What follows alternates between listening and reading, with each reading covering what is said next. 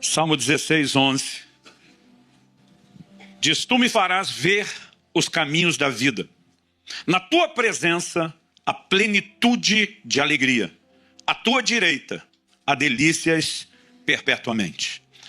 Estou lendo a Nova Almeida atualizada. Eu vou pedir que você repita comigo, por gentileza. Diga: tu me farás ver os caminhos da vida. Na tua presença, a plenitude de alegria. À tua direita, há delícias perpetuamente. Meu Deus, nós declaramos a nossa confiança e dependência no Senhor e na ação do Teu Espírito Santo. Declaramos que esse ambiente agora se torna um palco para a ação poderosa do Espírito Santo, o Espírito da verdade. Oramos que enquanto a Tua palavra é comunicada, que haja mais do que informação, que haja mais, ó Deus, do que alinhamento doutrinário. Nós oramos por uma manifestação sobrenatural de despertamento. Oramos que os céus nos provoquem de uma forma única e singular nessa noite. Declaramos céus abertos sobre este lugar. Declaramos que esse é um ambiente de curas e de intervenção do sobrenatural. Declaramos amarradas, interrompidas e anuladas toda tentativa maligna em nome de Jesus. E declaramos que a palavra de Deus cumprirá o propósito pelo qual tem sido liberada nessa noite. Em nome de Jesus e para a glória de Deus. Amém. Amém. Glória a Deus. Anos atrás eu li em algum lugar, não me lembro onde essa frase, mas eu me lembro do autor. Ele é atribuído a um camarada chamado Stephen Olford. Ele diz: a espera de um avivamento coletivo não é desculpa para deixarmos de viver um avivamento pessoal. Nós estamos esperando que toda a terra se encha do conhecimento da glória de Deus, como as águas cobrem o mar. Nós cremos que veremos manifestações poderosas de Deus. Há um vento soprando sobre Portugal. Ano após ano, a gente volta e percebe, os ares estão mudando. Não são apenas os resultados, os ares, os céus estão mudando. E Deus fará coisas extraordinárias nesse lugar. Mas até que o fogo pegue em todo mundo, não há desculpa para que você não se incendeie primeiro. Não há desculpa para que você não viva primeiramente incendiado. Aliás, eu acredito que a soma desse fogo de cada um de nós é que fará a grande diferença no final das contas. E nos últimos anos, Deus tem falado muito forte ao meu coração. Eu comecei como ministro itinerante há 33 anos atrás. E os primeiros anos, antes do ministério pastoral, praticamente 3 anos, a minha missão era apenas desafiar e encorajar a igreja a entrar num lugar em Deus, conhecer o sobrenatural. A mensagem era de avivamento, mas sempre focando aquelas reuniões gloriosas. E nas últimas décadas, vamos dizer assim, pelo menos uma década e meia, Deus começou a falar muito forte comigo, dizendo: eu quero que você refine e dirija o seu ensino, provocando as pessoas a entrarem no lugar do avivamento pessoal. Isso não significa que nós não vamos continuar pregando e tendo outros falando, e muitas vezes eu falo também sobre o aspecto coletivo. Isso não significa que a gente não tenha que ter expectativas para conferências proféticas como esse. Nesse ambiente, meu amigo, tudo pode acontecer. Tudo o que o Senhor precisa é um momento de bobeira da sua parte, que você baixe a guarda, se exponha, e Ele vai te pegar e vai fazer alguma coisa. Eu creio que nessa noite, milagres que vão muito além de cura vão acontecer, provisão, intervenções nas famílias, pessoas que vão experimentar das mais diversas intervenções de Deus. Então, de forma alguma, eu estou tentando minar a fé para esse outro aspecto. Mas Deus começou a me dirigir dizendo: o que eu quero é que você provoque as pessoas a entrar nesse lugar de um avivamento pessoal. E dentro dessa linha, Deus tem me chamado muito a atenção para esse texto. Porque o salmista, pelo Espírito de Deus, quando diz: tu me farás ver os caminhos da vida, em primeiro lugar ele fala de algo que não se vê sozinho, de forma automática e espontânea. Porque se pudesse ser visto de forma automática e espontânea, não precisaria da ajuda de Deus para enxergar. Então isso requer discernimento, e esse assunto eu vou deixar para o fim do discernimento. Mas quando ele diz: tu me farás ver os caminhos da vida, o que é que significa os caminhos? Hoje a maioria de nós anda tão pouco a pé que isso nem faz tanto sentido para a gente. Mas a ideia de caminho fala de um trilho que conduz a um destino. E normalmente isso não só é usado para falar do propósito. Paulo compara, o ministério a uma jornada, a um caminho, a uma carreira, mas o próprio evangelho foi chamado e rotulado dessa forma de o caminho. O caminho não determina apenas o ponto de partida, o trilho no qual você se move, mas ele conduz também a um alvo. E eu e você não fomos criados, não viemos ao mundo sem propósito. Há uma razão pela qual a gente existe. E eu não falo nem daquela razão pessoal, individual, do plano personalizado. Deus criou toda a humanidade com um plano. E se é um lugar onde você pode encontrar uma explicação clara, objetiva e direta da razão pela qual eu e você fomos criados, é na pregação de Paulo em Atenas. Paulo está falando no maior palco da filosofia do mundo dos seus dias. Talvez em nenhum outro lugar da Terra tinha tanta gente por 1 m² fazendo aquelas mesmas indagações. Quem eu sou, de onde eu vim, para onde eu vou. E para esse povo sedento de resposta, o apóstolo Paulo diz em Atos 17, ele começa falando do Criador nos versos 24 e 25, mas ele entra dizendo o seguinte, no verso 26, de um só homem. Uma clara referência a Adão. Ele fez todas as raças e tribos dos homens. Para quê? Indicativo de propósito. Para que o buscassem. Ainda que tateando. Quem que busca tateando? Quem está desprovido ou limitado de visão. E mesmo na cegueira espiritual produzida pelo pecado, a Bíblia diz, ainda que tateando, o pudessem achar. Se algo que define a razão pela qual eu e você existimos é buscar a Deus. E o salmista está dizendo, tu me farás ver os caminhos da vida, não só o trilho, mas aonde ele leva, eu vou poder cumprir o propósito. Mas depois de falar disso, ele também afirma, na tua presença, a plenitude de alegria. Porque esses caminhos conduzem aonde? A busca de Deus, consequentemente ao encontro de Deus. E agora ele vai falar do resultado do caminho. Na tua presença, a plenitude de alegria. Não apenas alegria, mas a mais cheia, completa medida de alegria que o ser humano pode experimentar. Ela se encontra num único lugar, e esse lugar é a presença de Deus. Mas ele não fala da alegria como se fosse um sentimento etéreo, subjetivo, vago. Ele traduz isso num linguajar muito prático. Ele diz, à sua destra ou à sua direita, há delícias, leia-se, deleites, prazeres perpetuamente, o que não são a semelhança do que a Bíblia diz em Hebreus 11, 25, prazeres transitórios como o pecado. São prazeres permanentes, são prazeres eternos, duradouros. E o salmista, pelo Espírito Santo, está falando de algo extraordinário. Porque Deus cria o homem, e quando estabelece o primeiro casal lá no Éden, é importante que você perceba que mesmo antes da queda, quando o homem tinha acesso à plenitude de alegria que há na presença de Deus, Deus nunca se opôs que o homem tivesse outras formas de alegria. Aliás, Deus lhes proporcionou algumas dessas formas de alegria. Primeira delas, Deus olha para o homem e diz, não é bom que ele esteja só. E põe em execução um plano eterno do casamento. E diz, far-lhe-ei uma ajudadora. Deus seja louvado pelo casamento. Todo dia alguém falou, pastor, o casamento é difícil. Falei, difícil é você, eu. O casamento não é para ser difícil. Se nós nos deixarmos ser tratados por Deus, ele é algo extraordinário. É plano de Deus. E a ideia de deleite não se limita ao deleite físico da intimidade. Deveria envolver deleite emocional, deveria envolver deleite espiritual. E é por isso que eu quero pedir, né, aos jovens, à moçada, aos solteiros aqui, que nunca negociem isso. A Bíblia diz, não se ponha debaixo de julgo desigual com o incrédulo. O que tem de gente apaixonando por quem não serve a Deus, eu penso, que comunhão você imagina que terá com essa pessoa? Sem contar que qual é a graça de virar genro ou nora do capeta, casando com o filho do Satanás ou a filha do Satanás. Agora, por que é que Deus estabeleceu limites como esse? Porque ele queria que houvesse alegria em todas as dimensões. Mas Deus também olha para o homem e diz, vocês podem comer de toda a árvore no jardim. Esse toda na minha mente, eu já imagino assim, maiúscula, negrito, eu brinco, é mente de gordinho. Porque Deus podia ter feito um único fruto, gente. De uma única cor, com uma única textura, com um único cheiro, com um único tamanho, com um único formato, com um único sabor. E que tivesse todos os nutrientes que a gente precisa. A gente comeria aquilo, resolveria tudo. Talvez seria um tédio, comer só aquilo o resto da vida. Mas estaria resolvido na perspectiva nutricional. Mas Deus não fez isso. Ele caprichou. Todas as cores, sabores, cheiros, texturas, tamanhos, frutas sazonais. Você fica esperando a próxima estação para comer aquilo de novo. O que é que Deus estava dizendo? Eu não quero só dar nutrição, eu quero dar deleite para vocês. Mas ele estabelece um limite e diz, daquela árvore, vocês não podem tocar. Porque o dia que vocês cruzarem esse limite, tentando buscar alegria fora daquilo que eu estou permitindo, ele está dizendo, estou te dando outras além de mim. A minha é a única plena, mas ainda assim te permite ter acesso a outras. Mas quando você cruzar esse limite, você vai perder tudo que eu estou te disponibilizando.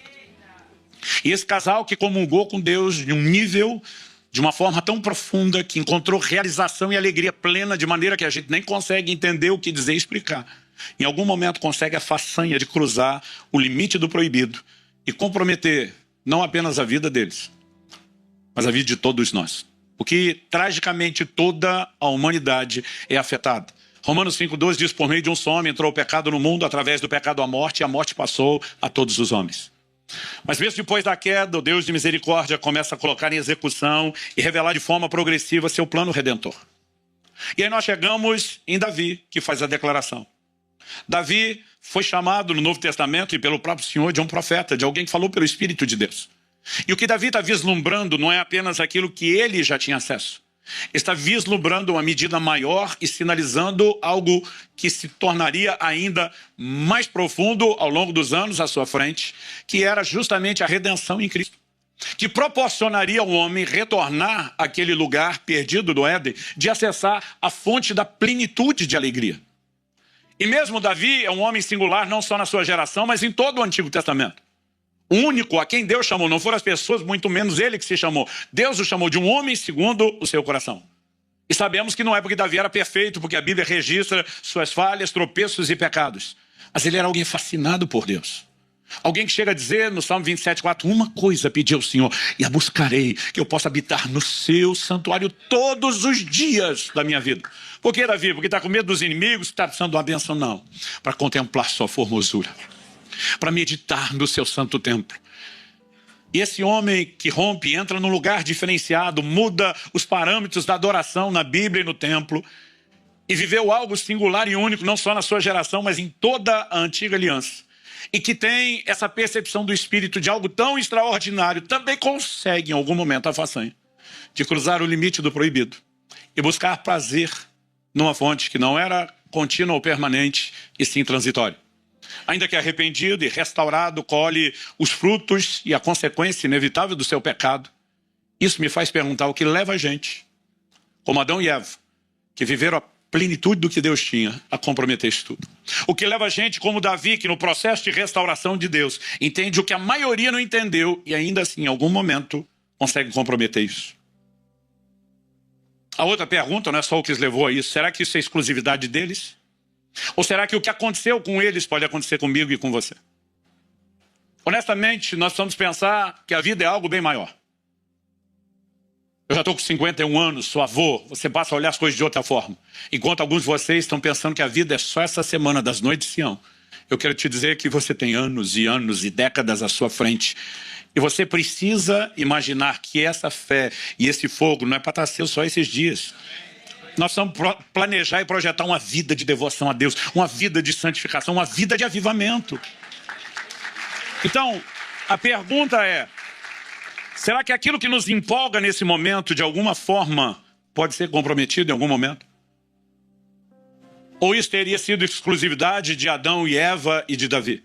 O Novo Testamento está cheio de advertências recorrentes. Eu quero só mencionar uma delas, Hebreus capítulo 3, verso 12. Tenham cuidado, irmãos, para que nenhum de vocês tenha um coração mau e descrente, que o leve a se afastar do Deus vivo. Não está falando de gente que nunca se achegou a Deus. Para se afastar, primeiro tem que ter aproximado.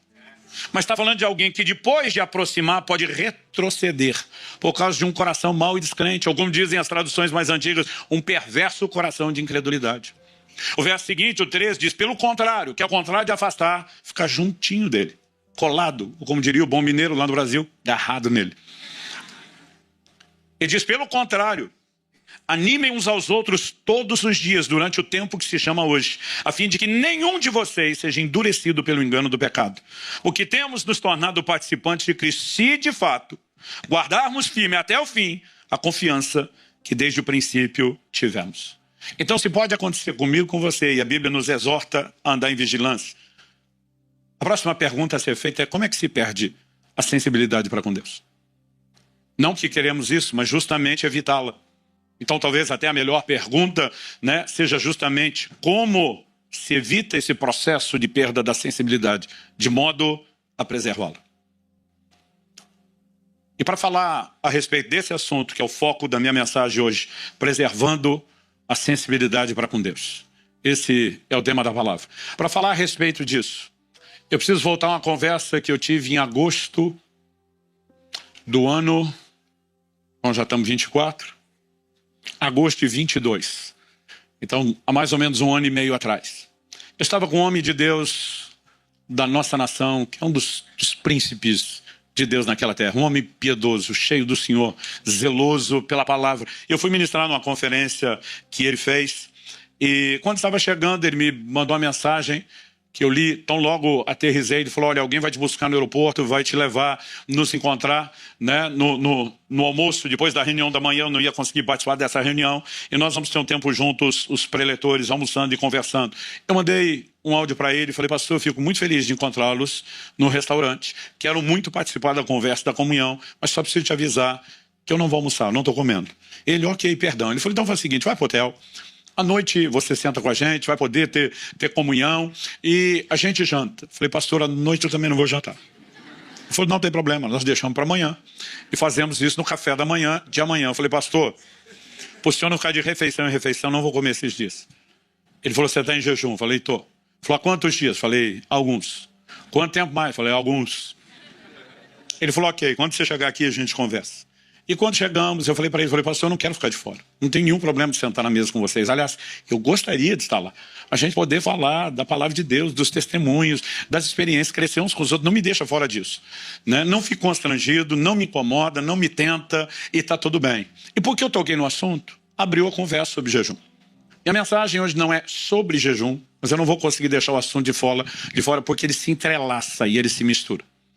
Ele falou sobre, eu acho que você é a pessoa que eu conheço que mais jejum. Ele já tinha acesso ao meu livro, A Cultura do Jejum, sabia dos jejuns prolongados. Ele falou, você se incomoda de eu fazer algumas perguntas? Eu falei, não. Entre várias perguntas que ele me fez, uma delas realmente me deixou muito pensativo e reflexivo. Ele falou assim, o que tem te levado a jejuar com tanta insistência, recorrência, e não só a frequência, mas intensidade em jejuns prolongados como você tem feito?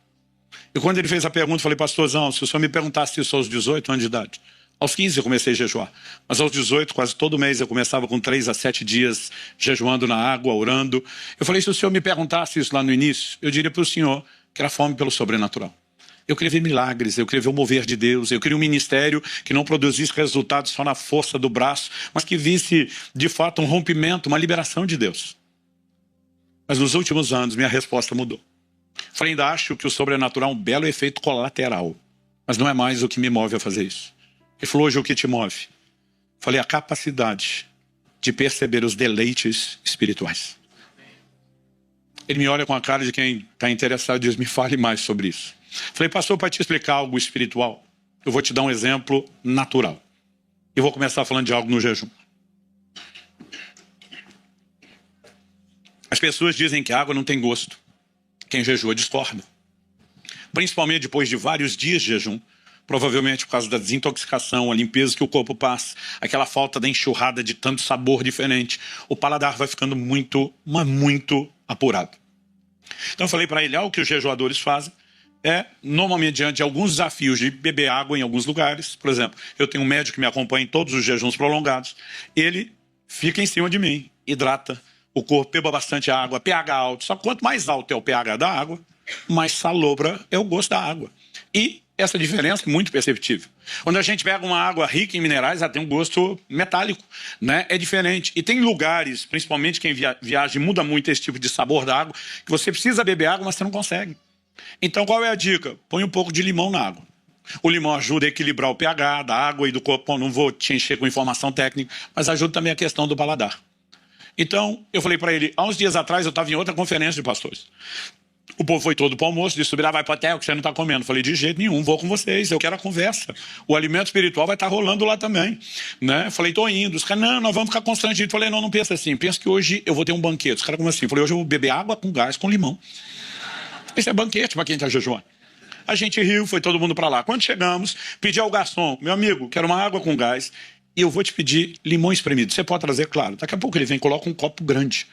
A nossa realidade no Brasil, quando você pede o limão espremido, que é muito comum, vem um copo pequenininho, só com o sumo de um limão.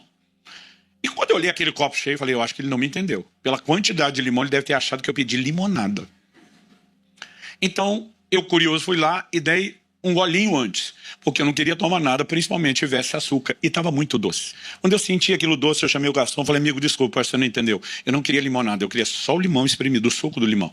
Ele falou, mas isso é só o sumo do limão. Eu falei, não pode.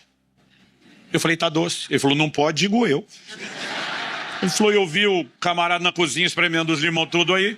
Só tem limão aí. Eu pensei, eu tô doido. Fui lá, peguei o copo, dei mais um golinho. Falei, tá doce. Ele não pode. Aí o pastor que estava na minha frente, curioso, falou, deixa que eu provo isso aqui.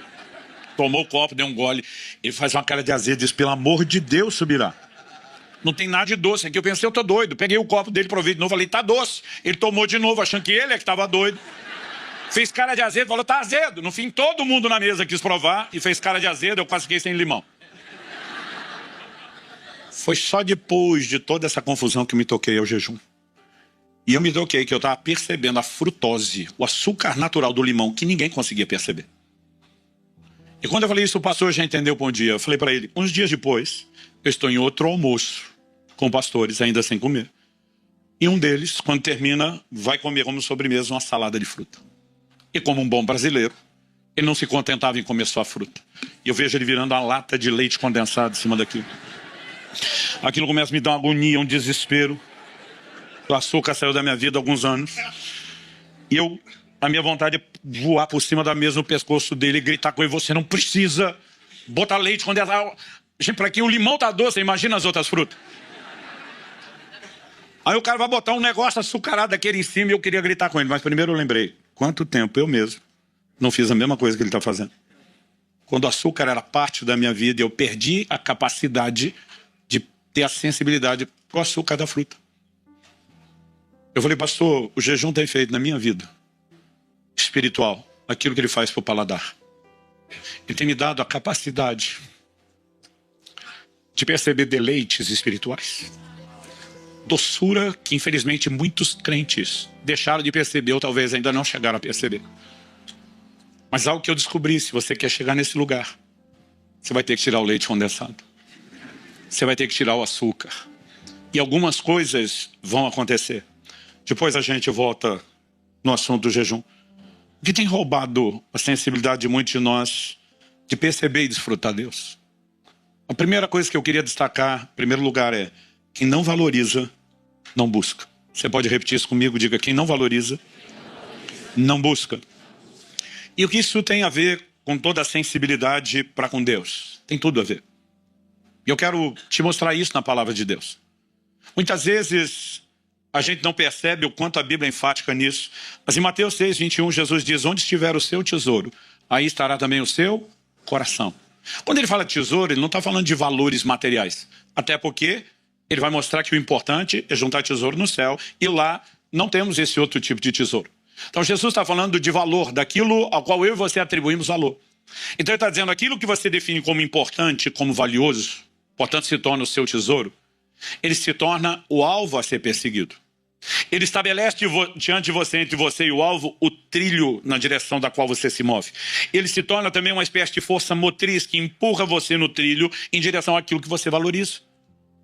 Então quando alguém me diz, não tenho tempo para isso, a primeira coisa que eu penso é, o seu problema não é falta de tempo, é falta de valor. Não me diga que você não tem tempo para ler a Bíblia. Não me diga que você não tem tempo para buscar Deus. Muitas vezes nós não percebemos que é a falta de valorização que se torna um aspecto complexo. Agora os crentes acham, não, porque eu me converti, porque eu estou empolgado com o que eu estou vivendo. Eles acham que essa valorização é automática, não é. Se fosse automática, a Bíblia não nos chamaria um posicionamento para isso. Em Colossenses, no capítulo 1, dos versos 1 a 3, Paulo diz, se vocês foram ressuscitados juntamente com Cristo, busquem as coisas lá do alto, onde Cristo vive, assentado à direita de Deus. Pensem nas coisas lá do alto e não nas que são aqui da terra. Ele diz, porque vocês morreram e a vida de vocês está oculta com Cristo em Deus. Ué, se fosse automático, a Bíblia não mandava pensar e buscar. Então essa atribuição de valor, em alguns momentos ela pode parecer espontânea, mas na sua totalidade ela não é. Ela precisa ser construída, ela precisa ser trabalhada e refinada de forma intencional. Quem está entendendo isso, diga amém. Então, algo que eu tenho percebido ao longo das Escrituras é que se existe uma moeda de acesso no reino de Deus, para aquilo que Deus tem, ela é o interesse. Eu sei que quando eu falo moeda, isso já incomoda alguns. Não, pastor, a graça de Deus, ok. Não foi o próprio Jesus que diz lá no livro do Apocalipse, na carta à igreja de Laodiceia, aconselho-te que de mim compris ouro refinado pelo fogo, vestes brancas para que te vista, colírio a fim de que você unja os seus olhos. Tudo que Jesus entrega não é pela graça, não se recebe pela fé, sim. Mas quando ele está falando compra, ele está dizendo que você vai ter que oferecer algo. Ele não está falando de barganha, mas ele está falando de participação. E ele usa o elemento de comércio que nós conhecemos para mostrar que nós temos responsabilidade, que essas coisas não vão cair sobre eu e você como uma fruta madura cai da árvore. Aliás, Isaías, no capítulo 55, no verso 1, nos traz uma ideia sobre isso. Todos vocês têm sede, venham às águas. E vocês que não têm dinheiro, venham, comprem e comam. Sim, venham e comprem, sem dinheiro e sem preço, vinho e leite. Como é que se compra sem dinheiro? Então Deus está dizendo, você vai comprar. Só que você não paga com essa moeda de vocês, que para mim não vale nada. Mas você vai comprar. Você vai ter que oferecer alguma coisa. O que é que se oferece? Quem tem sede, vem e beba. Quem tem fome, vem atrás de alimento. Deus pode usar a figura da sede, Deus pode usar a figura da fome, mas ele está falando sempre de valorização. Isaías 44:3, derramarei água sobre o sedento. Sobre quem vai derramar água? Para aquele que valoriza a água, para aquele que vai aproveitar a água, para aquele que não vai desperdiçar a água. É por isso que nosso Senhor diz aos seus apóstolos, não, e não estava limitando isso a eles, mas a orientação atingiria cada um dos seus discípulos atuais e nós. Ele diz, não dei aos cães aquilo que é santo e não lancem pérolas aos porcos. E diz, por que você vai dar algo de valor para quem não reconhece isso? Agora a pergunta é, ele nos mandaria fazer algo que ele mesmo não faz? Então ele manda a gente não dar pérola aos porcos, mas você acha que ele vai fazer isso? Deus não entrega nada para quem não atribui valor ao que ele está oferecendo. Um dia alguém chega para mim e diz, pastor, me ajuda a entender um negócio que está me pegando aqui. Para valer. Eu falei, qual? Ele falou, como é que Jacó conseguiu não trollar o irmão Esaú, mas convencer os céus a autenticar a compra dele do direito de primogenitura? Porque se aproveitar da fome do irmão é uma coisa, ele falou, mas convencer os céus a autenticar aquela transação é algo que está além da minha capacidade. Como os céus autenticaram o ato de compra? Eu falei, a Bíblia não diz que os céus autenticaram o ato de compra? Claro que sim, porque ele herdou a bênção. Eu falei, a Bíblia não diz isso. Você pega Hebreus capítulo 12, versos 16 e 17, que vai dizer que eu e você não devemos ser devassos como Esaú foi. A Bíblia diz, porque ele desprezou o seu direito de primogenitura. Não foi Jacó que comprou, foi Esaú que jogou fora.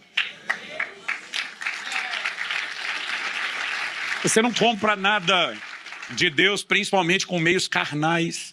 Agora, acontece que Jacó, apesar da sua carnalidade, valorizava o que o irmão desprezava.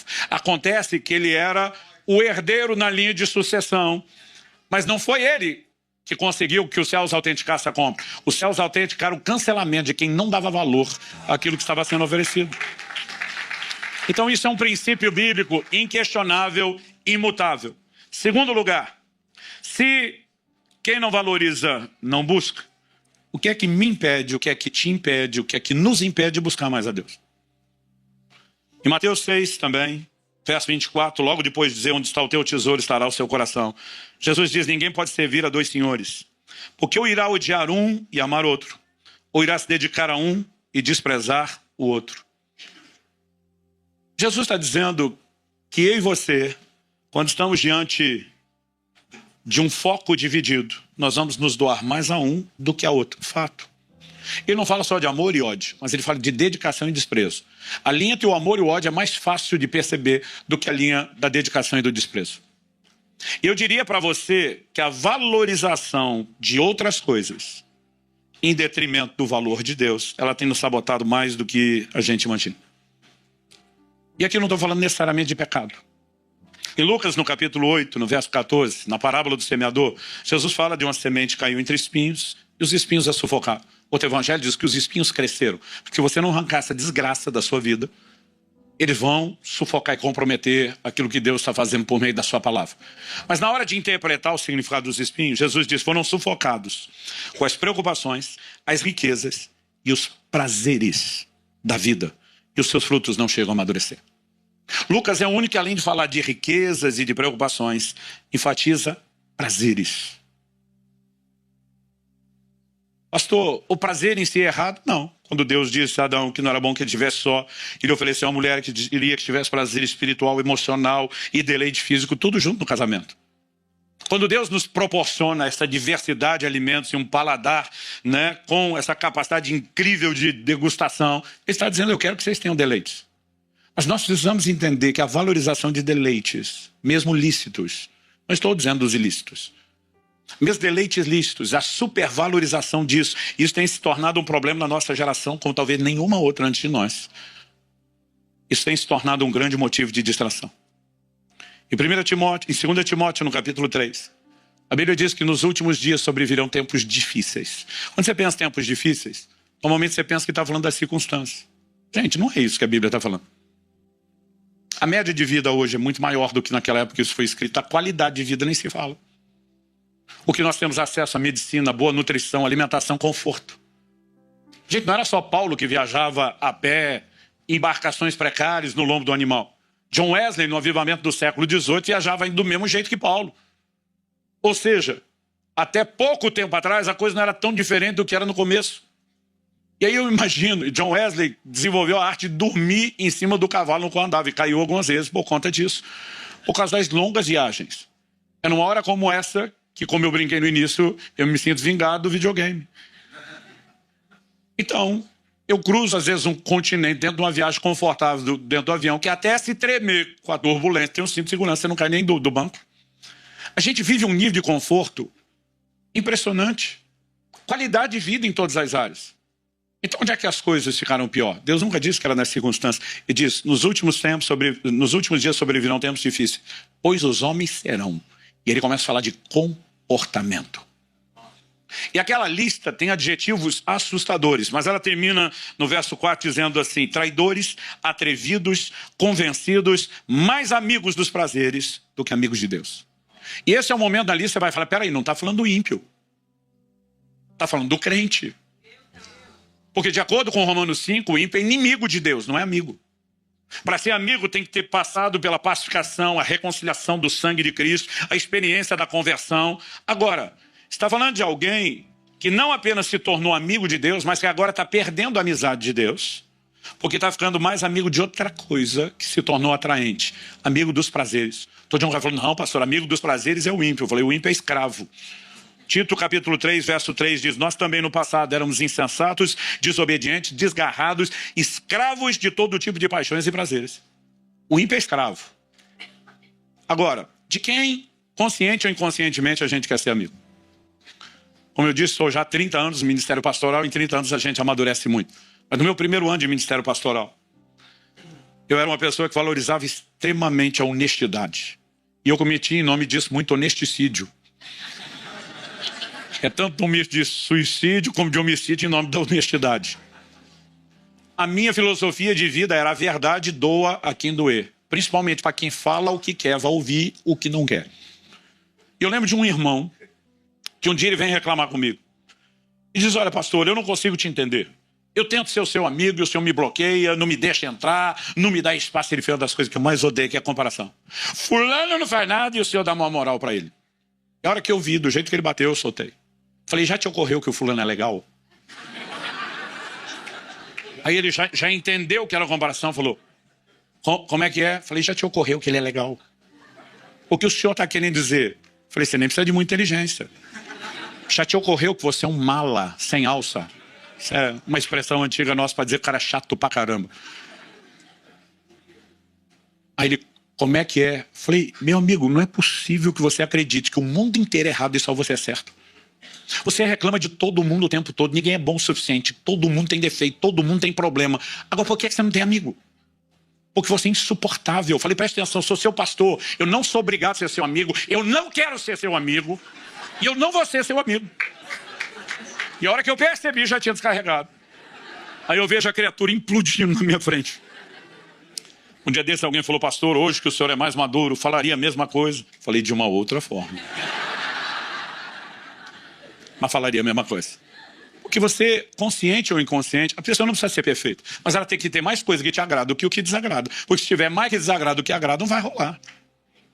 Agora, por que que alguém que já foi mais amigo de Deus do que os prazeres, agora está ficando mais amigo dos prazeres do que de Deus?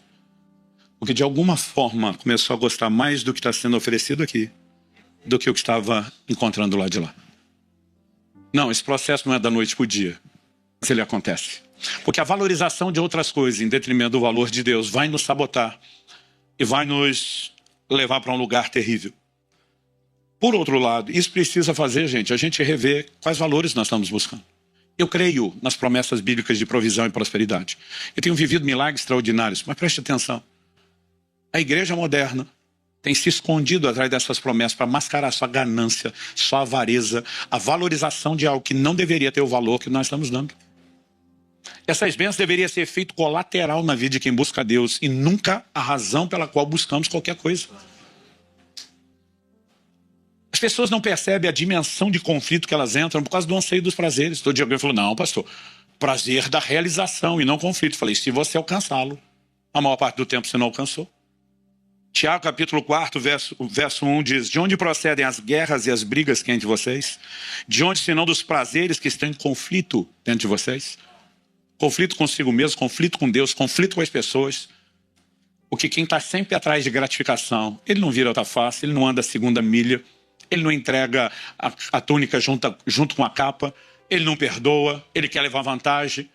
Se existe algo que vai minar o evangelho, que é a expressão do caráter de Cristo, é a valorização daquelas gratificações que são humanas, naturais e carnais, acima daquelas que são espirituais. Ok, pastor. Depois de tudo isso, vamos para a pergunta prática, ajuda a arrumar a coisa. Que para bagunçar a gente não precisa de explicação. O que me ajuda a valorizar mais a Deus? Se a valorização de outras coisas em detrimento de Deus é o problema, pressupõe-se, aplicando a lógica inversa aqui, que a valorização de Deus em detrimento das outras coisas é a solução. Uau, pastor! Que revelação! Depois de 2000 anos de história da igreja, alguém precisava ter descoberto isso. É lógico que não é uma novidade, gente. Todo ano, quando começa, e deve ter acontecido com vocês nesse mês, a gente diz, esse ano eu vou orar mais, esse ano eu vou ler mais a Bíblia, esse ano eu vou estar mais envolvido com Deus e a igreja, esse ano talvez até jejue. Então não é falta de saber aqui. Mas aí nós vamos voltar no Salmo 16. Tu me farás ver os caminhos da vida. Eu e você precisamos mais do que um consentimento ou assentimento mental, mais do que tentar dizer é importante. A gente precisa de um brilho, a gente precisa de uma luz, a gente precisa de uma revelação, um despertamento, a capacidade de discernir algo que Deus está promovendo. O apóstolo Paulo diz em Filipenses 3, verso 7 e 8, mas o que para mim era lucro, isso considerei perda por causa de Cristo. Na verdade, considero tudo como perda, por causa da sublimidade do conhecimento de Cristo Jesus, meu Senhor. Por causa dele perdi todas as coisas e as considero como lixo para ganhar a Cristo. O que o apóstolo Paulo está falando? Quando ele diz o que para mim era lucro, transformou perda, obviamente ele está usando palavras, termos, que estão relacionados ao quê? Aquilo que é material, monetário e financeiro. Mas é disso que Paulo está falando? Lógico que não. Ele usa uma linguagem que você entendemos. O que para mim era lucro é importante, aquilo ao qual atribuo valor. Ele diz agora, se tornou algo lixo, refúgio, totalmente sem valor. Por que a desvalorização do que era importante? Ele diz por causa da sublimidade do conhecimento de Cristo Jesus, meu Senhor. Outras traduções diz por causa da excelência. Outra diz por causa da suprema grandeza do conhecimento. Todas essas tentativas de traduzir a palavra, é porque a palavra utilizada no original grego, de acordo com os léxicos, é hiperétio. E essa palavra hiperétio, ela significa manter-se sobre, sobressair-se, elevar-se, destacar-se, estar acima, ser superior em posição, autoridade, poder. Ela fala de proeminência. Honestamente, eu acredito que Paulo não está falando da proeminência do conhecimento. Eu acredito que Paulo está sugerindo por causa do conhecimento do proeminente. Daquele que se sobressai, daquele que se eleva, daquele que se destaca. E ele está dizendo, de repente eu comecei a descobrir tamanha importância em Cristo. Que aquilo que antes era importante, porque não tinha outro referencial de comparação. Quando eu descobri o que realmente era importante, desvalorizou. Perdeu a sua importância. Perdeu o seu valor. E aqui nós estamos falando de algo que não aconteceu na vida de Paulo sem o ingrediente revelação. É por isso que a semelhança do salmista nós devemos não só declarar, devemos orar, devemos crer. Tu me farás ver os caminhos da vida. Agora, a gente deve esperar que essa mudança de valor aconteça de forma espontânea, automática. Se fosse assim, todo mundo era crente pra caramba, gente. Ou será que isso é algo intencional? Que ainda que a gente dependa de uma ação de Deus, que a gente pode provocar essa reação.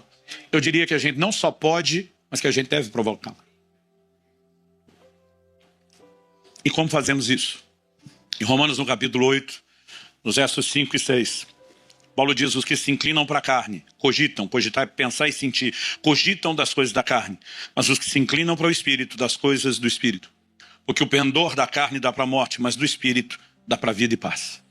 Ele está dizendo, se você se inclina naquilo que é natural e terreno, que normalmente é o que fortalece os valores da velha natureza, você vai viver dominado por esse nível de consciência. Mas se você se inclina, inclinar-se é sua escolha, não é a determinação arbitrária de Deus. Se você se inclina para o Espírito, toda forma de pensar, ela começa a mudar. E a pergunta agora a ser feita é, diante de tudo isso, eu vou voltar no assunto do início, que eu falei que não dá para desassociar disso. Qual o poder da abstinência na prática da vida cristã? Porque o jejum se tornou uma arte perdida, abandonada. Qual é o poder da abstinência na prática da vida cristã? Eu acredito que nós precisamos entender o que é o jejum. O próprio propósito do jejum. Durante anos, até em 2022, escrever o livro A Cultura do Jejum, publiquei ali, acho que na metade do ano. Durante anos eu só tinha um artigozinho simples, pequeno, falando tudo que eu chegava e entendia sobre jejum na Bíblia. E lá eu coloquei uma relação do que eu chamava de propósitos do jejum.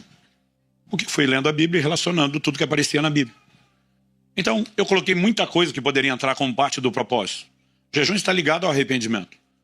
A única exigência do Antigo Testamento, uma vez ao ano, né, esse momento anual que todo israelita tinha que jejuar, era o dia da expiação, Yom Kippur, o dia do perdão. Então todo mundo tinha que se arrepender. 1 Samuel 7,6, nós vamos ver o jejum para arrependimento. Mas você vai ver gente também jejuando por consagração. O voto do nazireu, entre outros, era um voto de consagração, envolvia determinadas abstinências. E quando você olha para a consagração e o arrependimento, ambos são parte da luta contra o pecado, mas são coisas completamente distintas. Mas eu também tinha numerado lá 2 Crônicas 20, onde Josafá move todo o reino do sul, reino de Judá, a jejuar. Por quê? Porque eles estavam numa situação de aflição, precisava de uma intervenção de Deus. Esdras, capítulo 8, de 21 a 23, fala deles jejuando por proteção. Salmo 35:5 fala de jejuar por pessoas que estavam enfermas. E muitas vezes você vai fazendo essa relação, Daniel jejuando enquanto intercede pela restauração do seu povo, e alguns passaram a concluir que o jejum deveria ser praticado só em momentos de circunstâncias extremas e emergenciais. Isso não é verdade. É lógico que circunstâncias extremas requerem medidas extremas. Mas isso não significa que a gente tem que jejuar só nessas circunstâncias. Quando você olha para o ensino de Jesus, ele diz, em Mateus no capítulo 6, no verso 16, quando jejuardes? Ele nunca disse se jejuardes. Ele obviamente esperava que nós jejuássemos. E nas palavras de John Wesley, ninguém orienta como fazer alguma coisa, a menos que espere que o orientado faça o que está sendo orientado a fazer. Porque senão não haveria o menor sentido em orientar como fazer. Em Lucas, no capítulo 5, para aqueles que dizem que jejum é coisa da antiga aliança, do Velho Testamento, quando perguntaram a Jesus, por que é que seus discípulos não jejuam? Ele disse, porque o noivo está presente. Quando o noivo for tirado, quem é o noivo? Em todas as parábolas de Jesus, em todos os evangelhos, que ele usa a alegoria do noivo, ele está falando de si. Ele diz, quando eu for tirado, ele não está falando de 3 dias de ausência entre morte e ressurreição, mas ele está falando do momento em que fosse esse assunto elevado aos céus, até o dia do seu glorioso retorno. Essa era a estação do jejum. Como é que o jejum não é para hoje? Mas você vai percebendo vários aspectos. E até o início de janeiro de 22, eu tinha essa relação, eu nem vou alistar tudo aqui. Ele está envolvido na guerra espiritual, na preparação para o ministério, enfim, várias coisas. Até aquele momento, para mim, assim, tem muito motivo, tem muita razão ao propósito do jejum. Mas um dia eu estava orando e o Espírito Santo falou, qual o propósito do jejum? Eu falei, são vários na Bíblia. Ele diz, não, o propósito do jejum é um só. Não, a Bíblia está cheia, diz o que você encontrou são propósitos secundários. Ele diz, toda essa lista que você fez, todos eles convergem num propósito primário. Ele diz, eu quero que você ensine sobre o propósito primário. Qual o propósito primário do jejum? Em Daniel, no capítulo 9, no verso 3, o profeta afirma, voltei o rosto ao Senhor Deus para o buscar com oração, súplicas e com jejum. Qual a razão da nossa existência? Buscar a Deus. Onde é que o jejum entra? No cumprimento da razão da sua existência, que é buscar a Deus. Se você simplifica dessa forma, você pergunta, como é que isso se tornou algo tão sem valor, tão negligenciado no nosso meio? E Joel, no capítulo 2, no verso 12, Deus diz: voltem-se a mim de todo o coração, e isso com jejum. Então é voltar-se para Deus, é buscar a Deus. É lógico que quem está jejuando para arrependimento está buscando a Deus. Mas está buscando a Deus por quê? Porque ele quer vencer o pecado que o venceu, que o derrubou. Quem está se consagrando também está buscando a Deus. Ele também está lutando contra o pecado, mas diferente do primeiro, ele está lutando para não ser derrubado. O outro está lutando para levantar depois de ter caído. Da consagração de não quero cair, quero vencer antes. Os dois estão lutando contra o pecado, os dois estão buscando a Deus, mas tem propósitos secundários diferentes. Quem está orando no momento de aflição está buscando a Deus, porque o socorro da aflição vem do Senhor. Enfim, qualquer propósito que você alinhe é buscar a Deus. Agora, a pergunta a ser feita é: será que eu e você precisamos de um propósito secundário que atravesse o primário? Ou será que nós podemos focar direto no primário? Sem problema, sem aflição, sem dificuldade, sem guerra, apenas porque a gente entende: eu existo para te buscar, e o jejum é parte da busca. Lucas, capítulo 2, verso 37, fala de uma profetisa, uma mulher de Deus, chamada Ana. A Escritura diz que ela adorava noite e dia, com jejuns e orações. Eu amo essa frase no plural, com jejuns. Adorava. Ana está com problema? Não, tomou a parte da minha vida viúva. Já superei toda e qualquer dor, tenho sido sustentada por Deus, 84 anos de idade. A Bíblia não descreve nenhum problema, diz que ela ia lá para adorar a Deus, para ministrar ao Senhor. Atos capítulo 13, fala da igreja em Antioquia, verso 2. Os líderes da igreja estão reunidos, para quê? A Bíblia diz: enquanto eles estavam adorando o Senhor, outra tradução diz ministrando ao Senhor e jejuando. Eles não estão na perseguição da igreja de Jerusalém, que na verdade a essa altura também já tinha cessado. Estão lá em Antioquia, na Síria. A Bíblia não relata nenhum problema. Por que estão jejuando? Para ministrar ao Senhor. Focados direto no propósito primário. O que esses dois textos têm em comum? Além de ambos terem sido escritos por Lucas e estarem no Novo Testamento, além de ambos mostrar gente que focou o aspecto primário. O que você vai ver é uma percepção profética diferenciada. Ana não é chamada de profetisa à toa, e é naquele ambiente que a Bíblia diz: disse o Espírito Santo: separai-me a Paulo e a Barnabé, e o maior movimento missionário da história vai nascer nesse ambiente de busca, regado com jejum. Porque quando eu e você começamos a focar no propósito primário, uma das coisas que vamos perceber é que algo diferenciado acontece. Mas antes de chegar na consequência, o resultado, o que é que eu e você precisamos entender? O jejum, em essência, é abstinência de alimento. A palavra jejum no grego, usado também o verbo jejuar, nestil. Ne é um prefixo de negação, estil é comida. Então jejuar significa não comer. Por que eu estou dizendo isso? Em tempos modernos, não só na língua portuguesa, mas de uma forma geral, jejum virou sinônimo de qualquer tipo de abstinência. Então você está lendo uma matéria esportiva que diz lá: determinado time está em jejum de títulos, como era o caso do meu até um tempo atrás. Determinado atacante, falando do futebol, está em jejum de gols. E aí você vê hoje em dia os poucos crentes que vão usar o verbo, conjugar o verbo jejuar, diz: estou jejuando rede social. Não estou falando contra, não. Isso é uma benção e tem que ser feito mais. Agora, o que você precisamos entender é que as outras abstinências, elas não deveriam ser substitutivas. Elas deveriam ser complementares do jejum de alimento. Faz sentido para você? É lógico que a Bíblia fala de outras abstinências. Números 30 fala da lei dos votos, com qual alguém ia afligir a sua alma, abrir mão de coisas que gostava, simplesmente por um propósito maior. Paulo fala sobre isso em 1 Coríntios, no capítulo 7. Ele vai dizer no verso 5, que o marido não deve, e nem tampouco a esposa, eles não devem se privar uma outra, falando da intimidade, do momento de vida íntima, sexual do casal. Ele diz: a não ser. Aí você tem a única exceção, pela qual uma pausa. E, gente, ele está falando de uma recorrência. Diferente da igreja romana, nós não acreditamos que o casal cristão tem que ter intimidade só para procriar. Paulo fala de uma frequência e intensidade que me faz acreditar que Deus quer avivamento nessa área também. Mas ele está dizendo: a única razão para dar uma pausa, os solteiros que esperem a sua hora.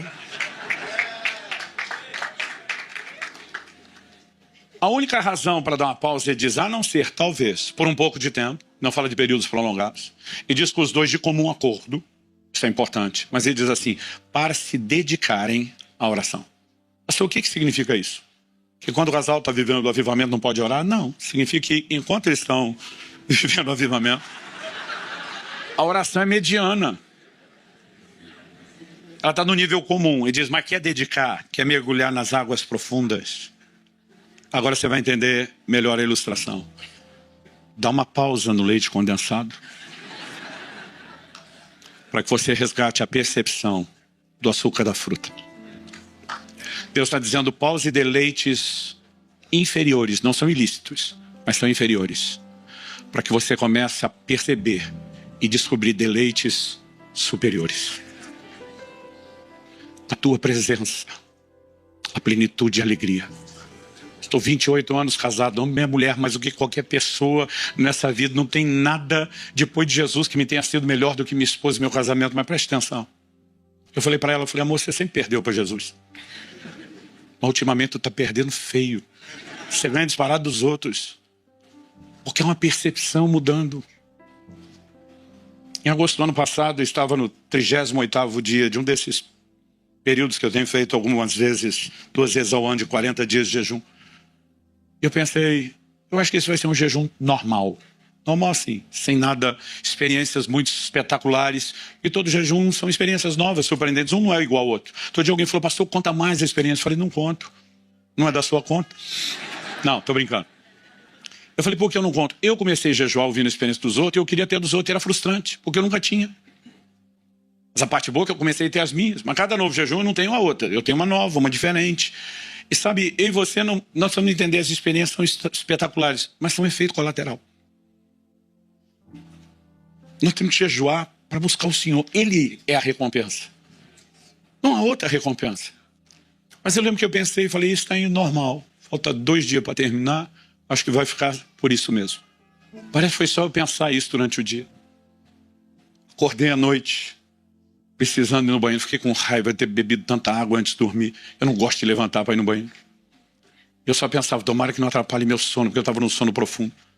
Mas o sono era tão profundo que, na hora que eu voltei do banheiro para a cama, eu estava com medo de dormir em pé. Não, sério, gente, parecia um zumbi, era um negócio assim. Eu pensava, tomara que não caia. E o sono estava tão forte que eu fiquei assim feliz, pensando, ainda bem que não vai atrapalhar meu sono. Eu vou encostar a cabeça no travesseiro, 3 segundos, apago, voltei a dormir, está tudo certo. E parece que pensar, não me lembro de ter reparado desse tipo de coisa antes, mas tudo isso ajudou a entender melhor o cenário. Porque a hora que encostei a cabeça no travesseiro, uma sugestão interior que se confundiria com um pensamento ou um sentimento, diz, por que você não ora um pouco? Eu pensei, não é de mim mesmo. Eu queria dormir, gente, eu não queria orar. Não naquele momento. Eu pensei, isso não é de mim, é de quem? Não é o Satanás. Os demônios iam empurrar eu e você para a oração. Mas aquilo não era algo convincente, espetacular, dizer, Deus está chamando. Mas eu pensei, só tem um jeito de saber. O que é que eu tenho a perder? O prazer do sono, o deleite do sono nesse momento não pode ser melhor do que o que tem do outro lado. E rapidamente eu fiz uma escolha, foi intencional. E eu comecei a orar. Eu falei, Senhor, muito obrigado por mais um tempo de jejum terminando. Eu estava empolgado porque minha mulher e meus filhos me acompanharam nos 40 dias. Eu falei, Senhor, hoje não é todo mundo que jejua 40 dias. Eu falei, toda a minha família veio comigo. A maior parte dos irmãos eram da minha igreja, da liderança, 19 me acompanharam nesse jejum. Eu não chamei ninguém. Eu falei, Senhor, minha mulher, meus filhos fazendo isso. Eu falei, eu nem chamei ninguém. Quando eu falei, nem chamei ninguém, o Espírito Santo falou que chamou fui eu.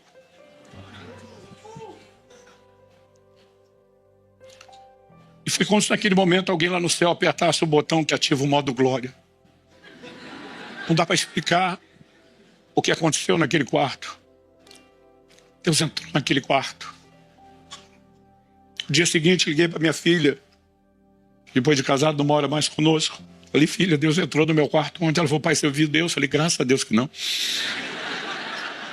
Eu falei, filha, me entenda, era maravilhoso, mas era assombroso. Eu estava no escuro, mas eu cerrei meus olhos com toda a força. Ela falou, mas se eu senti ele do lado, eu falei, filha, esse é o ponto. Ele não estava do lado, ele estava em todo lugar. Ele estava de um lado, ele estava do outro, ele estava à frente, ele estava atrás, ele estava em cima, ele estava embaixo, ele estava fora, ele estava dentro. A presença dele invadia a matéria, não dá para explicar. Eu sabia que aquilo enchia a cama, enchia a parede, enchia o quarto, não dá para explicar. E não há palavras que possam descrever o prazer dessa presença. Foi uma das melhores coisas que eu já senti na minha vida. E é um grito do coração de Deus, nos chamando para um lugar onde a gente diz: Senhor, nós somos gratos por todos os prazeres inferiores que o Senhor deu, os lícitos. E a gente tem a vida inteira para usufruí-los. Mas há momentos onde a gente vai dizer: nós vamos dar uma pausa. Porque por melhor que isso seja, não se compara com os deleites superiores.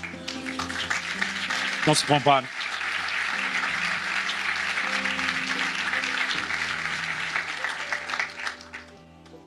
Eu fiquei muito impressionado um tempo atrás. Uma frase atribuída a um camarada chamado Edward Farrell. Eu acho que vai tê-la para projetar. Ele diz: quase em todos os lugares e em todos os tempos, o jejum sempre ocupou um lugar de grande importância, visto que ele se encontra estreitamente relacionado com o profundo senso religioso. Talvez isso explique a negligência do jejum no nosso tempo. Quando o significado de Deus diminui, o jejum desaparece. Mas nós vamos viver o processo inverso. A cultura do jejum será restaurada. Porque à medida que o significado de Deus aumenta, o jejum reaparece. Pastor, o senhor deixou no ar aquele negócio de Ana e Antioquia sobre ouvir Deus. Essa tem sido uma das coisas mais impressionantes para mim nos últimos anos. O quanto a prática e a recorrência do jejum e oração tem afinado a capacidade de ouvir Deus. Eu preciso te encorajar em relação a isso.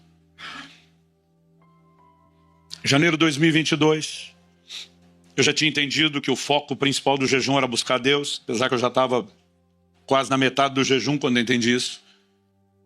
Mas mesmo antes de entender a doutrina, aquele era o meu desejo, eu só queria mais de Deus.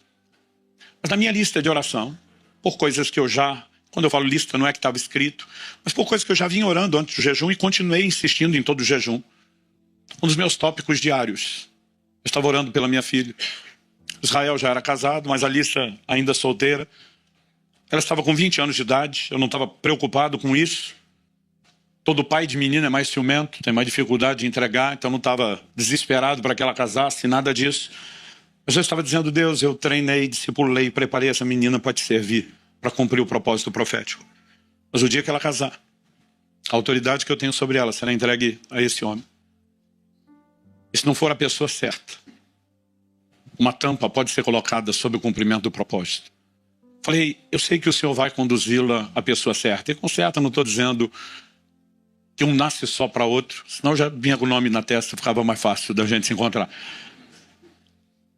Eu estava orando por aquilo porque minha filha tinha iniciado uma amizade especial com uma pessoa que era um homem de Deus exemplar, uma família amiga extraordinária. Não tinha absolutamente nada que pudesse significar um problema, mas no dia seguinte a ter dado início, a gente chama isso porque ainda não é o namoro, mas é uma intenção de se aproximar para que haja algo em relação ao relacionamento. Ela perdeu completamente a paz, perdeu a alegria, algo começou a incomodá-la. E a crise dela é porque ela achava que ela estava se sabotando. Ela falou para mim: pai, a maioria das minhas amigas queria ter o que está diante de mim. E como é que meu coração está fechado? Eu falei: filha, a Bíblia diz: seja a paz o árbitro em vossos corações. Você vai ter que orar, você vai ter que jejuar. Eu lembro de um dia que eu dei um ultimato, falei para ela: entra no seu quarto, se tranca 3 dias, não coma nada. Se Deus falar com você no primeiro dia, você vai continuar em jejum. Se Deus falar com você no segundo dia, você continua em jejum. Se Ele falar até o terceiro, você termina. Se Ele não falar, você não come até Ele falar. Eu falei: eu não estou te falando isso como pai, estou te falando como líder espiritual. Eu falei: o jejum desliga a sua agitação emocional e te permite ficar mais sensível. Priorize isso. No final do primeiro dia ela falou: pai, eu já tenho minha resposta, mas eu vou te honrar. Eu vou jejuar os 3 dias. E ela voltou atrás naquilo. Não tinha nenhum problema. Mas a gente percebeu que Deus tinha algo diferente.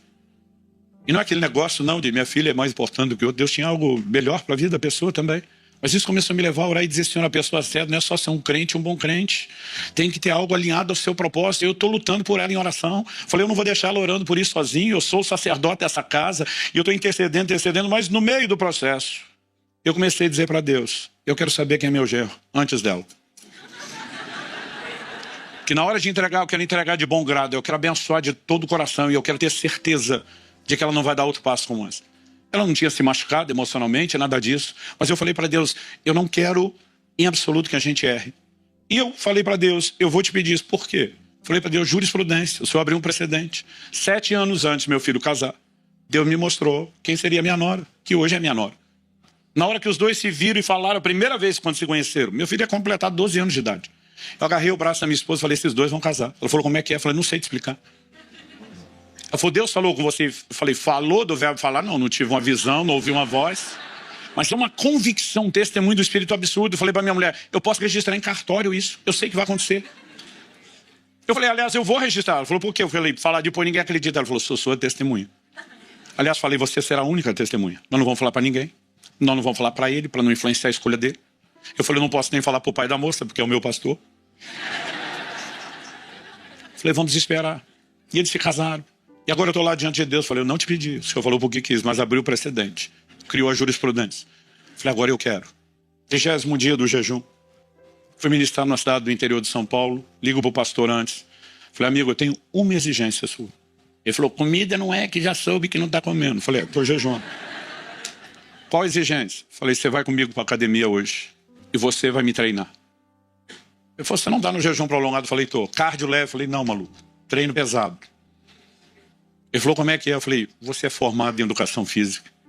E foi personal antes de ser pastor. Eu quero uma testemunha. Eu quero que você veja algo que eu entendi. Eu treino nesses jejuns até o 40º dia. Às vezes 1 hora de cardio, 2 de musculação. Isso é outro assunto que não é para agora. Falei, eu quero você como testemunha. Era a minha primeira vez que eu estava fazendo isso. Depois eu passei a fazer todas as vezes. Mas eu falei, eu preciso de alguém que veja, alguém que entende. Ele disse, tá bom. Fomos para a academia. Depois de 1h30 de treino, ele falou, Subirá, pelo amor de Deus, já deu. As pessoas treinam 45, 50 minutos, 1 hora no máximo. Você já está 1h30. Ele falou, eu não sabia que você ia demorar, eu tenho que fazer, eu vou embora. Eu falei, pode ir. Eu falei, eu vou fazer 1 hora de cardio. Você tá maluco? Aí ele falou, vamos fazer o seguinte, você precisa de 1 hora? Eu falei, preciso de 1 hora. Ele falou, daqui a 1 hora eu te busco. Eu falei, tá bom. Aí ele chamou o filho, que estava estudando teologia fora, e estava de férias, e estava conosco na academia, mas no canto dele, fazendo treino dele, falou, vem cá, leva o Subirá para o andar de cima, fazer o cardio, fica com ele aí, faz companhia, eu busco vocês depois. Então chegamos lá, peguei um elíptico, ele pegou a esteira que estava do meu lado e falou, pastor, o senhor se importa se eu falar com você? Eu falei, você pode falar à vontade. Você tem 20 anos. Eu vou fazer 50. Você come todo dia, faz 1 mês que eu não como. Eu falei, depois de 1h30 de treino, daqui a pouco eu não sei se eu estou conversando. Ele falou, não, eu vou de boa aqui, da esteira mais devagar. E nós começamos a fazer exercício. Para minha surpresa, eu estava conversando bem, mas ele testemunhando, falando comigo. Ele disse, o senhor sabe que o senhor é uma influência, uma inspiração na vida do meu pai? Eu falei, eu sei. Ele falou, eu quero testemunhar o quanto o seu filho é a minha inspiração, a minha referência. Eu, glória a Deus. E nós estamos conversando. E de repente acontece algo que eu não sei explicar. Eu estou no mesmo lugar, não fui a lugar nenhum, tudo é igual. Mas parece que eu fui, falando a linguagem de ficção científica, parece que eu fui para o universo paralelo. Porque enquanto tudo era igual, a sensação que eu tinha, eu estava em outro lugar. Eu creio que a dificuldade de explicar a percepção espiritual. E de repente eu ouço Deus falar comigo, nítido e claro. Esse garoto é o seu genro, vai casar com a sua filha. Eles nem se conheciam, nunca tinham se visto. E eu simplesmente só penso o seguinte, se eu contar para minha mulher, ela vai surtar. Eu surtaria. Mas no jejum prolongado a alma desliga. Você não tem momento de down emocional, mas não tem euforia nenhuma. Era uma gratidão a Deus, mas era assim, parecia a coisa mais normal do mundo. No final daquele mês, os dois que nunca tinham se visto se encontraram pela primeira vez num evento em outro estado. Minha filha pega no meu braço e diz, pai, eu vou casar com esse menino. Eu olho para ela e falo, você tá louca? Eu não contei nada para ela. Louca porque eu falei, você nem conhece ele. No meu espírito, eu sei quem é. Eu falei, filha, pra cima de Moá. Ela falou, pai, eu não sei te explicar, mas eu sei que o senhor é o último que pode falar contra isso. Mamãe te viu pregando a primeira vez, disse que ia casar com você e olha o que deu. Ela disse, eu vou casar com esse menino. Eu falei, o tempo vai mostrar. 1 mês depois desse encontro, que foi quase 1 mês da palavra que Deus me deu, se vira outra vez. Não se falaram nenhuma das 2 vezes. Ela falou, pai, eu tenho mais certeza do que na primeira vez, eu vou casar com ele. Mas eu não falei nada para ela. Deus me disse quando ele iria a Curitiba, quando eles iriam iniciar o relacionamento, e aconteceu tudo daquele jeito. A palavra que eu recebi de Deus foi no dia 3 de fevereiro. Dia 10 de dezembro do mesmo ano, eu casei os dois. E tem sido extraordinário ver o que eles têm vivido. Por que eu estou te contando isso? Dia desse um pai falou na minha frente para a esposa, pai de 3 moços, falou: tem que ir mais para a academia e jejuar mais. Por que eu estou te falando isso? Desde que os dois começaram o relacionamento, noivaram, até casar, aquele ano inteiro. Toda manhã, não importa onde eu estava, em casa, fora, pregando. Quando abri os olhos, eu já me via sorrindo. E a primeira coisa que eu pensava: Deus falou comigo algo que ele não falou para mais ninguém. Não dá para explicar o senso de privilégio, de uma conexão. Todo dia eu acordava. Ele não falou comigo.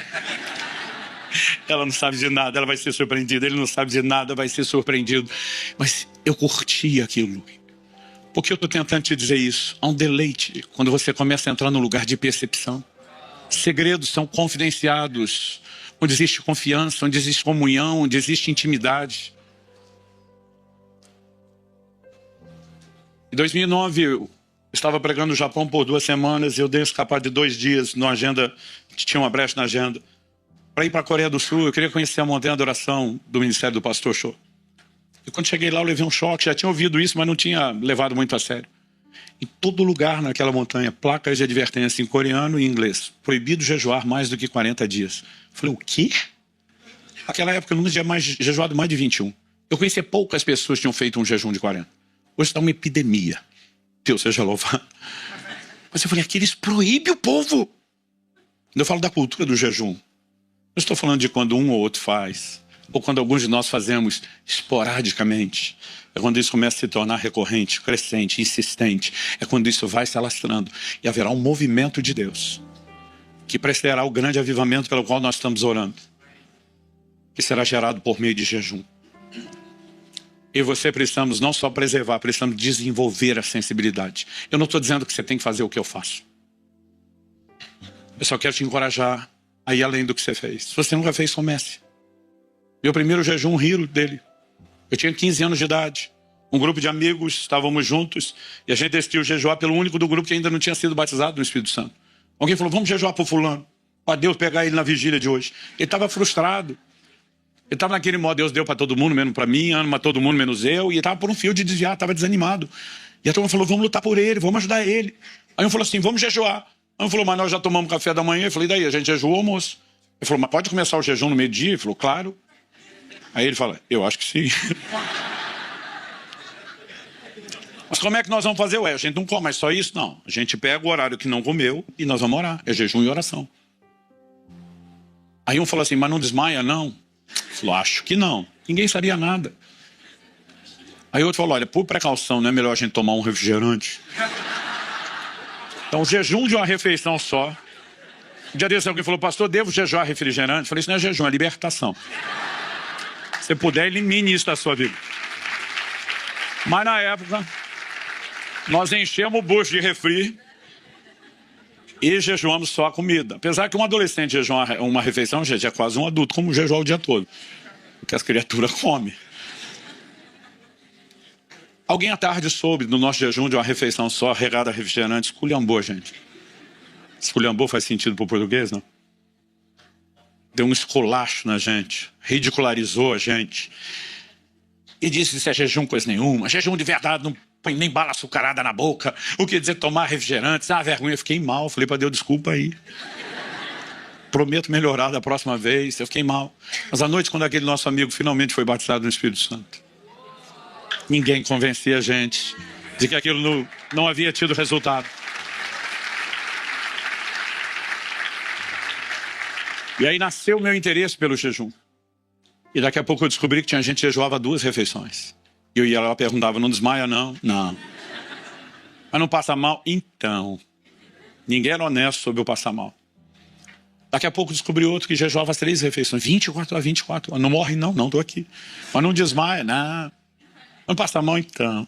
Daqui a pouco descobri um que fazia 2, 3. E aos poucos, lentamente, eu fui crescendo na prática. Infelizmente não tínhamos orientação como hoje se dá. A gente ia entrar num jejum prolongado e ia para rodízio de pizza e de carne o dia anterior, pensando na infelicidade. Vai sofrer muito mais. Porque o jejum, o desconforto do jejum é uma desintoxicação, a limpeza do seu corpo. Você vai intoxicar mais antes de começar a limpeza, vai sofrer mais na limpeza. Então as pessoas falam, pastor, o que eu devo fazer para um jejum prolongado? Eu falei, você jejua antes do jejum, como é que é? Falou, eu vou entrar num período desse e eu tiro vários dias, jejuando 24 horas, com uma refeição só ao dia, mais leve. Eu tiro carne vermelha pelo menos 4 dias antes, porque para mim é um dos alimentos que mais tem toxina. Alguns precisam se livrar da cafeína antes, isso depende de pessoa para pessoa. E eu falo, gente, vai diminuindo. Hoje, por exemplo, eu entro em qualquer jejum, eu não tenho dor de cabeça. Aliás, eu vivo de jejum. Outro dia alguém falou, pastor, intermitente vale? Eu falei, intermitente eu faço o ano inteiro. Mas vale, é um bom treino, é um bom começo. Pastor, jejum parcial vale? Vale. Outro dia ele falou, para mim jejum parcial não é jejum de verdade. Eu falei, vai falar isso pro anjo que veio dar joinha para Daniel no final, dizendo, tua oração foi ouvida. Como é que não vale?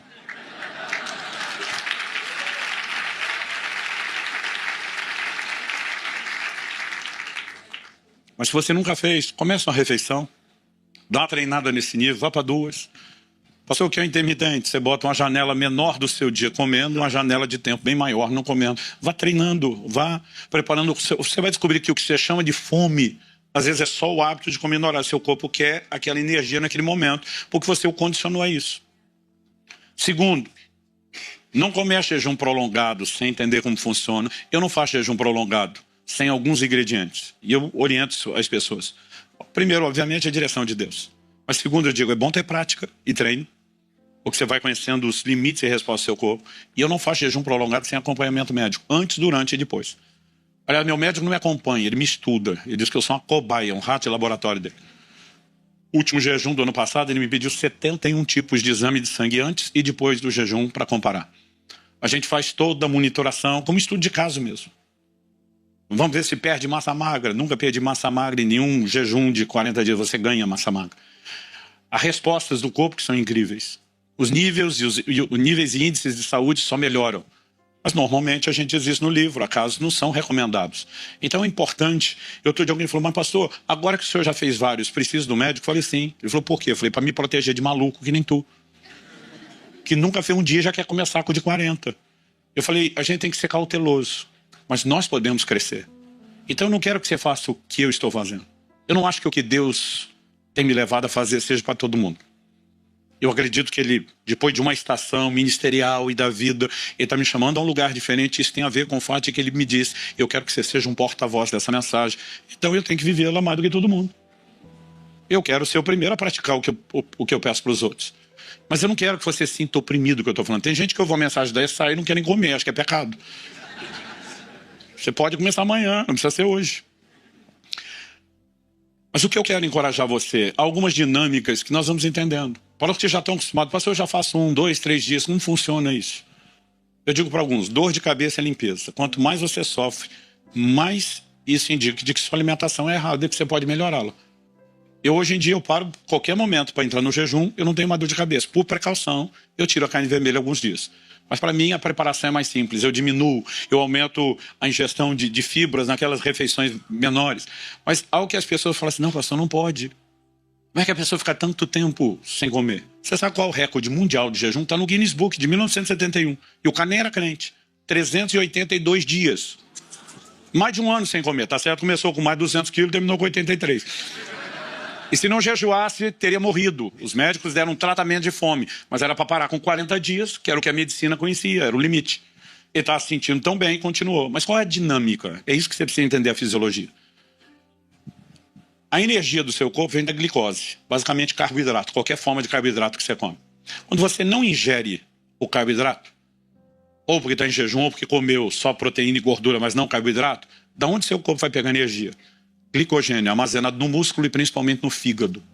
É a glicose que não foi usada e está armazenada, estocada ali. Quando ela cabe, no máximo 3 dias, com alguns pode levar até 1 dia. Quando ela acaba, qual é a outra fonte alternativa, além da primeira que acabou? Suas reservas de gordura.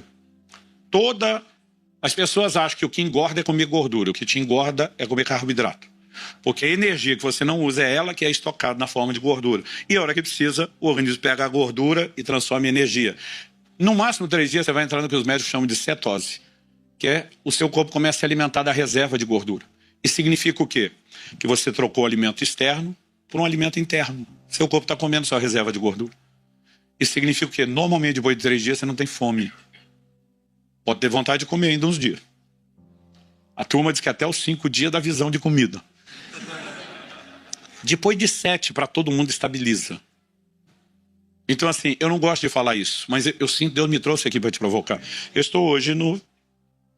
Que dia é hoje? 29? 33º dia de um jejum. Eu vou encerrar os 40 dias na segunda que vem. Ontem, antes de pregar em 4 cultos, eu fui para a academia treinar. Você pode viver uma vida não só espiritualmente diferenciada, mas até mais saudável com jejum. Agora, não comece da noite para o dia. Mas a dinâmica, à medida que você vai estudando, eu fui estudar material de médicos que não são cristãos, estudar inúmeras pesquisas que estão aí para a gente entender e comprovar. É possível você fazer isso não só de forma saudável, mas que dê seu corpo ainda mais saudável. Repito, a gente tem restrições, e é por isso que fala de prolongado acompanhamento médico. Mas, gente, não há um motivo sequer, nem no plano espiritual, emocional, físico, que justifique a negligência do jejum. Eu creio que Deus está nos chamando a um tempo, a um lugar, onde a gente começa essa prática. Minha neta, com 3 anos de idade, vendo o vô, a avó, o pai, a tia jejuando, a mãe fez um parcial que estava amamentando. Ela falou, eu também, eles em casa falam português e o inglês, ela dizia, eu também quero fast. Então ela falou, vou jejuar marshmallows.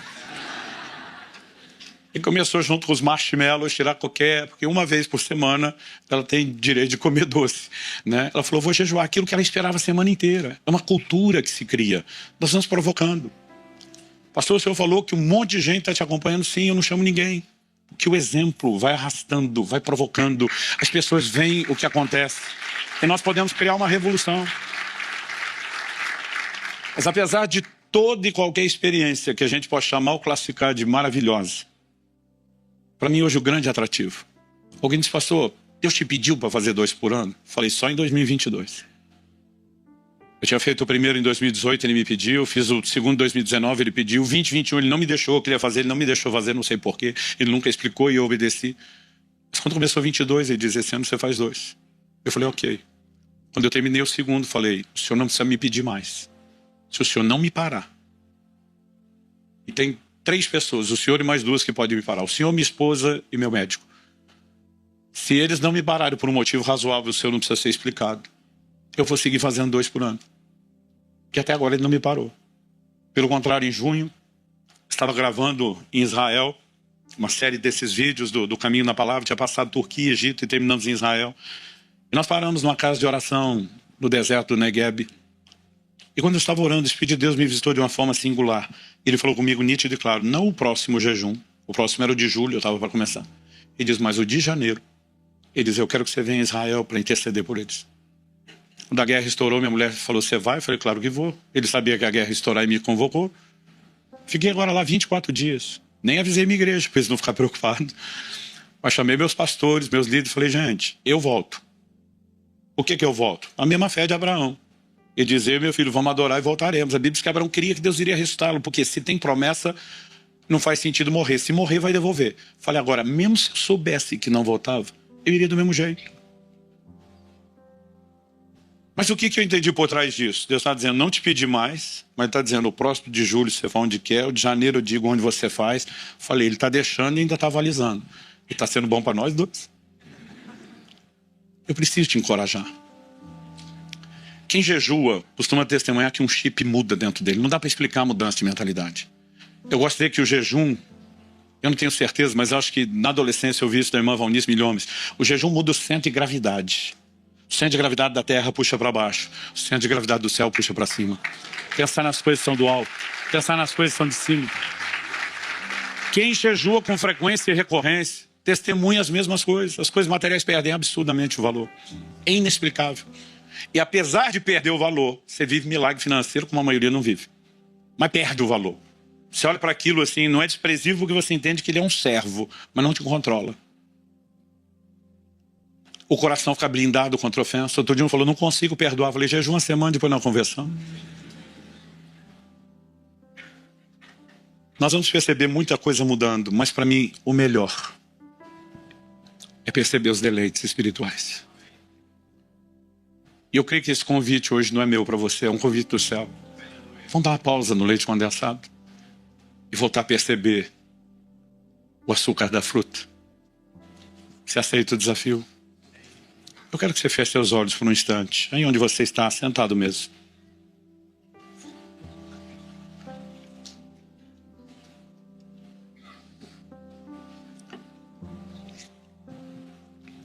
Senhor Jesus, eu tentei da melhor forma possível na minha limitação expor princípios da Tua palavra e um convite dos céus. Mas se o Senhor não vivificar isso no coração dos meus irmãos e irmãs, terá sido só um discurso, só uma palestra. E sabemos que o Senhor tem mais do que isso. São noites de avivamento, são noites de ativação. E nós não queremos apenas clamar pelas Tuas manifestações. Elas serão inevitáveis, serão efeito colateral. O Espírito Santo, nós não queremos só o Seu poder e só aquilo que o Senhor faz. Nós queremos interagir com o Senhor como nunca antes. Nós queremos a Sua pessoa, o senso de proximidade, de comunhão.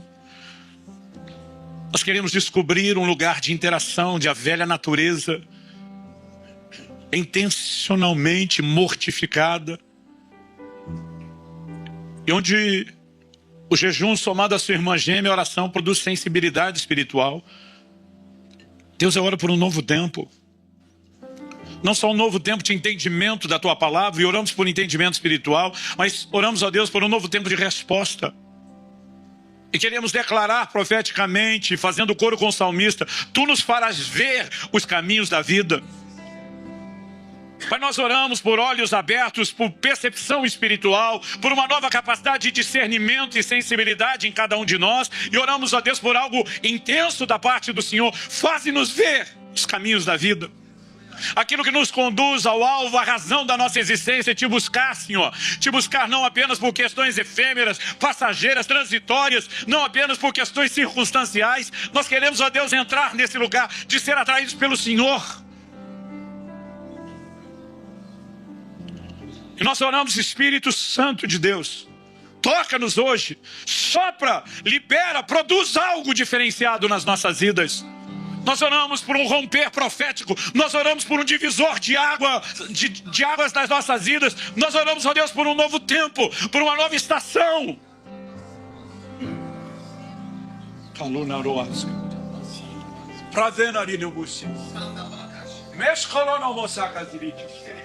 Clique e veja mais vídeos como esse.